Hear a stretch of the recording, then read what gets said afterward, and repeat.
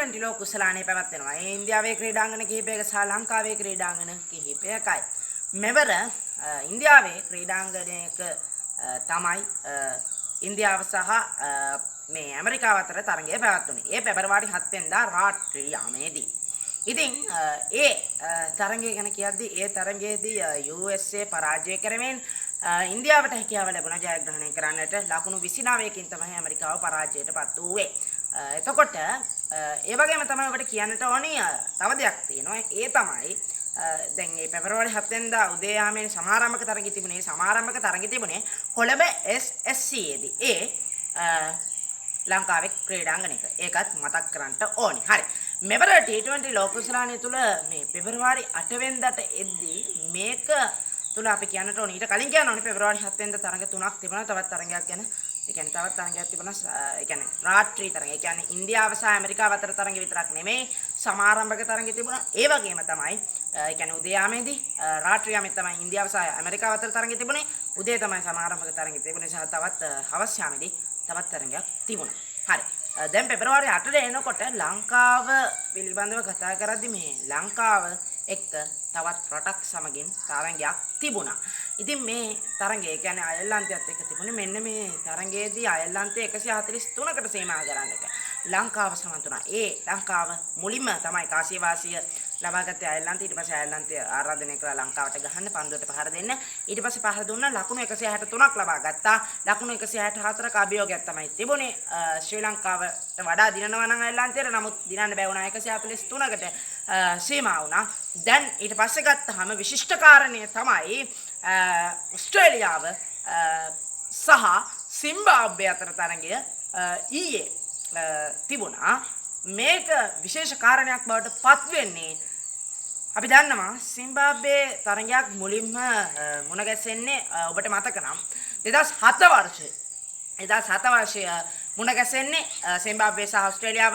අන්නේ තරගය පරාජය වුණ ඔස්ට්‍රේලියාව සිම්බාබ්වට ඊයේ ලකුණු 23කින් පරාජය කරන්නට හැකියාව ලැබුණා සිම්බාබ්වේට. සිම්බාබ්වේ මුලින්ම ගැහුවා ලකුණු 169ක් ගත්තා කොළඹ ආර් ප්‍රේමදාසයේදී. ඔස්ට්‍රේලියාවට ගන්න හැකියාව ලැබුණේ සියලු කඩළු දැවි ලකුණු 146ක් පමණයි. ඉතින් ඒක කියන්නට ඕනි. හරි. ඔබට ඔන්නෝක දැන් තේරුණා. දැන් සූදානම් වෙන්නේ ඊළඟට මේ ශ්‍රී ලංකාව සහ ඕමානය අතර තරගය ගැන කියන්න. දැන් ශ්‍රී ලංකාව සහ ඕමානය අතර ගැන කියද්දී මේක විශේෂ කාරණේ කියන්නේ ශ්‍රී ලංකාවට විශේෂයි. ශ්‍රී ලංකාව මේ දක්වා ගත්තු මේ T20 ලෝක කුසලානිය තුල කියන්නේ මෙවර පැවැත්වෙනා T20 ලෝක කුසලානිය තුල ශ්‍රී ලංකාව ගත්තු වැඩිම ලකුණු සංඛ්‍යාව වාර්තා කරගන්නට හැකියාව ලැබුණා. ලකුණු 225යි. ඒ වගේම තමයි තව කාරණයක් තියෙනවා. තව රටවල් කීපයකට තරඟ වදින්න තියෙනවා.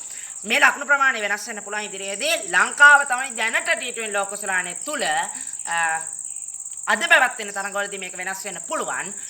සහ වෙනස් දැන් මේ කතා කරනකොට මේක තුලදී දැන් මෙහෙමයි T20 ලෝක කුසලානිය තුලදී ඔබට මතක් කරන්න ඕනේ අද උදෑසන අද ඒ කියන්නේ මේ පෙබරවාරි 14 වෙනිදා උදෑසන තුලදී තරඟ පැවැත්වෙද්දී මේක වෙනස් වෙන්න පුළුවන් මේ ශ්‍රී ලංකාව ගත්ත ලකුණු සංඛ්‍යාව. නමුත් දැනට ඒ කියන්නේ මේක වෙනස් වෙන්න පුළුවන්.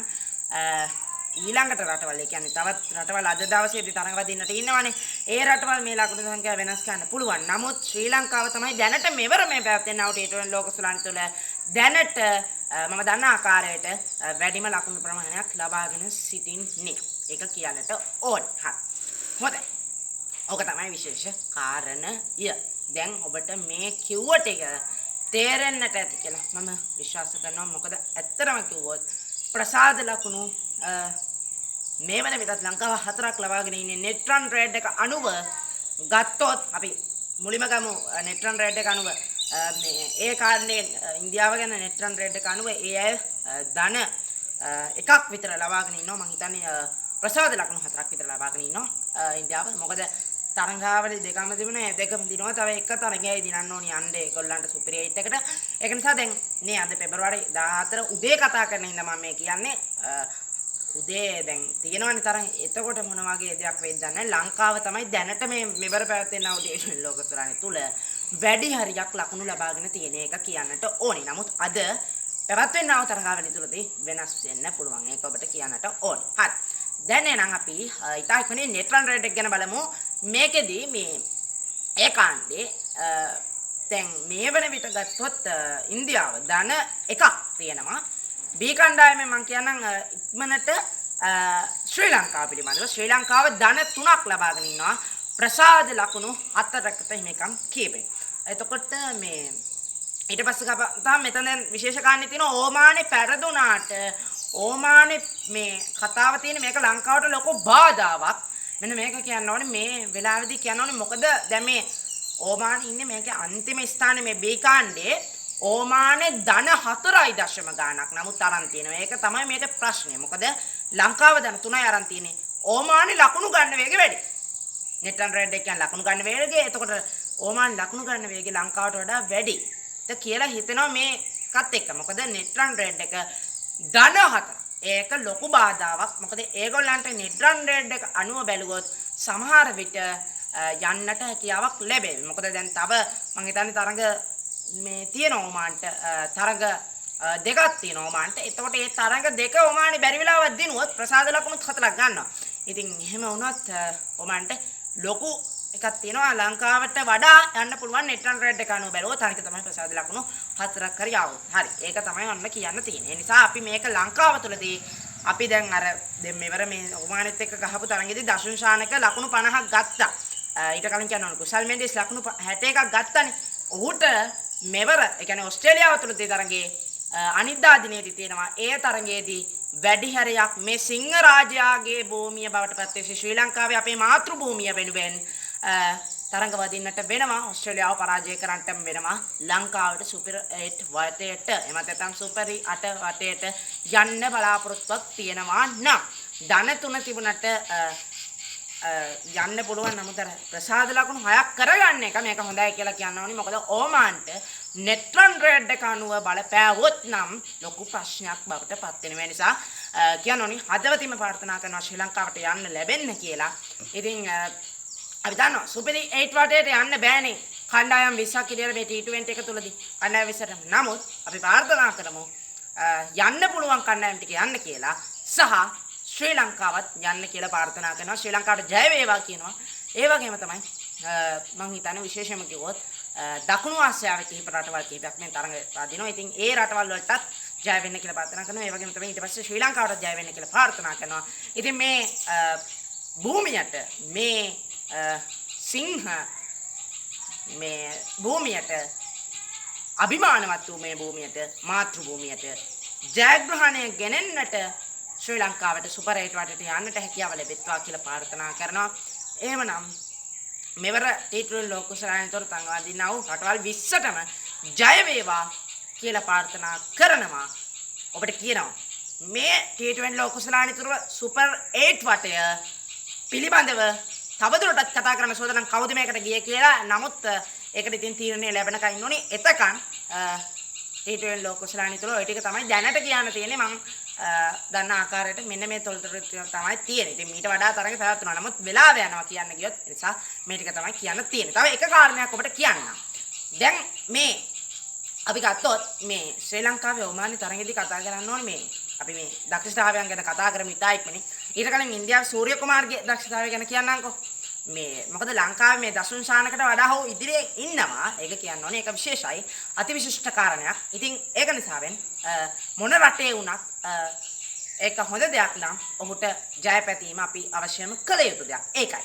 ඉතින් ඒ නිසාවෙන් මම කියන්න කැමති සූර්ය කුමාර් ලකුණු 84ක් ගත්තේ නැත්නම් ඉන්දියාවට එදා ඒ කියන්නේ පළවෙනි දවසේ රාත්‍රියාමේ තිබෙච්ච තරඟෙදී දිනන්න හැකියාවක් ලැබෙන්නේ නැහැ. ලකුණු 70කට විතර ලෙවල යන තිබිච්ච මේ රට ජයග්‍රහණය කරමු ඉන්දියාව. ඉතින් ඒක විශේෂ කාරණයක් ඒසයට ඒක දක්වාගෙන ආවා. ඉතින් ඒක නිසා තමන්ගේ භූමිය, තමන් උපන් භූමිය බවට මේ ලංකාව පත් වෙලා තියෙද්දි මේ අභිමානවත් වූ භූමිය. අපි කියන්නේ මේ භූමියේ සිංහ රාජයාගේ භූමිය, මාතෘ භූමිය කියලා. ඉතින් අපිට මේ අපි උපන් භූමිය මේ සිංහ භූමියට ජය ගෙනෙන්නට ඕස්ට්‍රේලියාව තරඟේ මේ ඕස්ට්‍රේලියාව පරාජය කරමින් ලංකාවට සුපර් 8 වටේට යන්න හැකියාව ලැබේවා කියලා ප්‍රාර්ථනා කරනවා. හොඳයි. ඔන්න ඕක තමයි අපිට කියන්න තියෙන්නේ. දැන් ඒ වගේම තමයි ඊට පස්සේ කුසල් මෙන්ඩිස්ගේ විශේෂතාවය ගැන කියන්නම්. 아무තෙන් කියන්න ඕනේ ඔබ දන්නවා. ලකුණු 61. ලකුණු 61. ඔබට දැන් තේරෙන්නේ ඇති. හරි. දසුන් ශානක ගැන අපි කතා කරමු. දසුන් ශානක මං හිතන්නේ පන්දු 20කින් හෝ 19කින් තමයි මට මතක විදිහට හයේ පාරවල් ගොඩක් එක්ක ලකුණු 50. කියන්නේ අර්ධ ශතකයේ ගත්තේ. ඉතින් මේක විශිෂ්ට කාරණයක්. ලංකාව තුල ඉන්න හොඳම පිටිකරු. ඒ කියන්නේ ලංකාව තුල වැඩියෙන්ම අඩු පන්දු වාර සංඛ්‍යාවකින් අර්ධ ශතකයේ වාර්තා කරගත්තු පිටිකරුවා බවට සම්මානය ගන්නට දසුන් ශානකට හැකියාව ලැබුණා. ලෝක වාර්තාවකුත් ලැබුවා. ඒ තමයි මේ රෝහිත් ශර්මා එක්කත් සමාන වෙන්නට හැකියාව ලැබුණ දසුන් ශානකට නායකයෙක් කඩුම පන්දු වාර ප්‍රමාණයකදී අර්ධ ශතකයක් වාර්තා කරපු කෙනෙක් විදිහට. මොකද ඒක රෝහිත් ශර්මා කළා. ඉතින් ඒක නිසා ඔහු සමගින් සම වෙන්නට හැකියාව ලැබුණ දසුන් ශානකට. අර අපි දැක්කනේ මේ ගිය ඒ කියන්නේ මේ ඕමාන් තරගයට කලින් ලංකාව එංගලන්තයට අති විශිෂ්ට පරාජයක් සිද්ධ වුණානේ. එංගලන්තේ නේද? පවන් රත්නායක නැත්නම් අර ලකුණු 304ටත් එන්නේ නැහැ. පැතුම් නිස්සංකයි නැත්නම්. ඉතින් නමුත් මේ කියන්නේ අවසන් දින තරගෙදී නමුත් දැන් පැතුම් නිස්සංක මොනවා වෙලාද දන්නේ නැහැ. දැන් ලකුණු 13කට එදත්. ඒ කියන්නේ ඕමාන තරගෙදී දැවේ ගියා. කමිල් විශාර ආරම්භක පිටිකරුවෙක් එයත් දැවේ ගියා ලකුණු 8කට. ඉතින් ඒක කියන්න බෑ. මේ දෙදෙනාගේම ලකුණු සංඛ්‍යාව ලකුණු 21යි කියලා තමයි කියන්න තියෙන්නේ. ඉතින් එහෙම දැවේ යාම කියන්නේ ලකුණු 21යි කියන්නේ මේ දෙදෙනාගේම ලකුණු එකතු කරලා බැලුවත් හොඳ ලකුණු මට්ටමක් නෑ. ලකුණු 21යි තියෙන්නේ. ඉතින් ඒ නිසා ඔහුන්ලාගේ ශක්තිය අවශ්‍යයි ඔස්ට්‍රේලියාවට තරඟ. මොකද අනුමානව ඒ කියන්නේ බොහොම අනුමානයක් කළත් කියන්න බෑ ඔස්ට්‍රේලියාව තරඟ ජයග්‍රහණය කරයිද කියලා. මොකද ලංකාවට දිනන්න බැරි වගේ රටක් ඔස්ට්‍රේලියාව කියන්නේ. නිසා අවශ්‍යම පැතුම් නිස්සංකට අර්ධ ශතකයක් හෝ ලකුණු 30ක්වත් අවශ්‍යම ලබා ගත්තොත් ඔස්ට්‍රේලියාව පරාජය කරන්න අමාරු වෙන එකක් නෑ. ඒ නිසා අපි ප්‍රාර්ථනා කරමු මෙවරවත් ඒ කියන්නේ දැන් 16 වෙනිදාට තියෙන අවතරංගයවත් ඔස්ට්‍රේලියාව දිනන්න නැතුව ලංකාව දිනන්න කියලා. මොකද හදවතින්ම අපි ඒක ප්‍රාර්ථනා කරමු. මම හදවතින්ම ඒක ප්‍රාර්ථනා කරනවා. හොඳයි. එහෙමනම් ඔය ටික තමයි කියන්න තියෙන්නේ. එහෙනම් T20 ලෝක කුසලානී තරඟ වදින අපේ ශ්‍රී ලංකාවට ඔස්ට්‍රේලියාවත් එක්ක තියෙන තරඟේ දිනන්න හැකි වෙන්න කියලා ප්‍රාර්ථනා කරමු. එහෙම දිනුවේ නැත්නම් ලංකාව බොහොම අභියෝගාත්මක තත්යකට පත් වෙනවා සුපර් 8 රටේට යන්න. හරි. එහෙනම් මේ වීඩියෝ අවසන් කරනවා. අයිබෝයි.